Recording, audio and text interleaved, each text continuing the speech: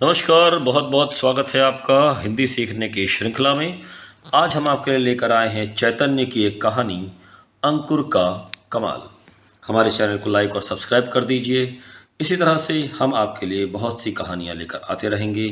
चलिए सुनते हैं कहानी, अंकुर का कमाल। हमारे गांव में भोला शंकर नाम का एक दुकानदार था।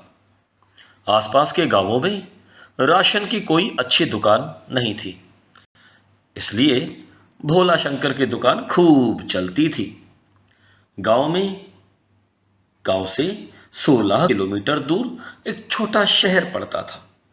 उसी शहर से भोला शंकर दुकान के लिए सामान लेकर आता। 15 दिन में बिक्री के मुताबिक माल की 3-4 खेप अपनी बैलगाड़ी से खुद ढोकर लाता था। दरअसल उन दिनों भोला शंकर के गांव से होकर कोई ट्रक या टेम्पू नहीं चलता था। सितंबर महीने का आखिरी सप्ताह था। गांव में सरसों की बुआई के लिए खेतों को तैयार किया जा रहा था। बुआई के समय सरसों की अच्छी बिक्री होगी सोचकर हर बार की तरह भोला शंकर ने दुकान में अपने नौकर को बैठाकर सरसों की 4-5 बोरियां ले आने का निश्चय किया और रविवार की सुबह बैलगाड़ी लेकर शहर की ओर चल दिया। सरसों की 4 बोरियों के साथ दूसरा सामान भी खरीदना था, इसलिए हिसाब किताब करते और सौदा खरीदते काफी देर हो गई थी। शरीर से हट्टे कट्टे साहसी भोला शंकर को रात होने का भी कोई डर नहीं था। शहर की जगमगाती सड़कें पार करके जब भोला शंकर अपने गांव की तरफ जाने वाली कच्ची सड़क पर गाड़ी हाँक कर लाया तो अंधकार घिर चुका था। चलते चलते टॉर्च की रोशनी में सड़क पर भोला शंकर को कुछ लोग दिखाई दिए। उसने बैलों को रोका और टॉर्च की रोशनी डाली तो उसकी घिघी बंद गई। मुंह से बोल न फूटा।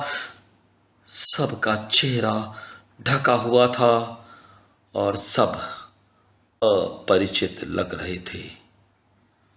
बैलों के रुकते ही 3 आदमी झट गाड़ी के पास लपक आए। भोला शंकर को बात समझते देर ना लगी। बैलगाड़ी और माल छोड़कर भाग जाना भी संभव नहीं था। भोला शंकर ने पूछा, आप लोग कौन कौन हैं?" "लुटेरे!" एक साथ कई आवाजें गूंज उठी। तुरंत ही एक लुटेरा बोला, "जान की खैर चाहते हो तो गाड़ी का माल चुपचाप हमें ले जाने दो और बैलगाड़ी लेकर दफा हो जाओ।"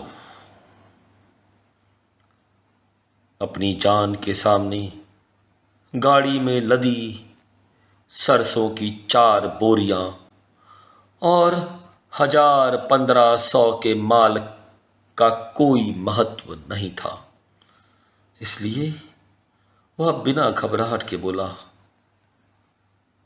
"माल ले जाइए।"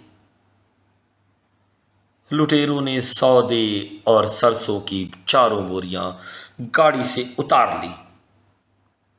भोला शंकर ने अब डरते डरते खाली गाड़ी आगे बढ़ाई।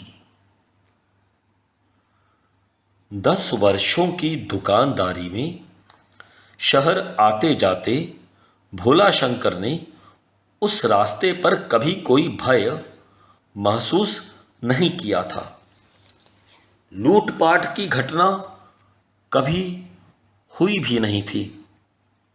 यह पहली घटना थी। इस घटना से भोला शंकर ने भविष्य में होने वाली घटनाओं का अनुमान लगा लिया कि लुटेरे अगर पकड़े न गए तो उस रास्ते पर आना जाना कठिन हो जाएगा। मगर लुटेरे कैसे पकड़े जाएं, उसके सामने यही सबसे बड़ा प्रश्न था। लुटेरों को वह पहचान भी नहीं सका था। बिना जाने पहचाने पंचायत या थाने में रिपोर्ट कैसे लिखवाने जाए। इसीलिए भोला शंकर ने लूट के माल में अपने गांव में किसी को भी नहीं बताया। अब भोला शंकर क्या करेगा? क्या भोला शंकर पंचायत में जाएगा? क्या भोला शंकर पुलिस को बताएगा? क्या भोला शंकर कोई दूसरा उपाय लेकर के आएगा कि लुटेरों को पकड़ा जाए, या फिर भोला शंकर डर करके घर में बैठ जाएगा? ये सारी बातें हम देखेंगे अपने अगले वीडियो में। तब तक के लिए हमें अनुमति दीजिए, लेकिन हमारे चैनल को लाइक और सब्सक्राइब कर दीजिए ताकि आपको हमारा दूसरा भाग, इस कहानी का दूसरा भाग बहुत आसानी से मिल जाए।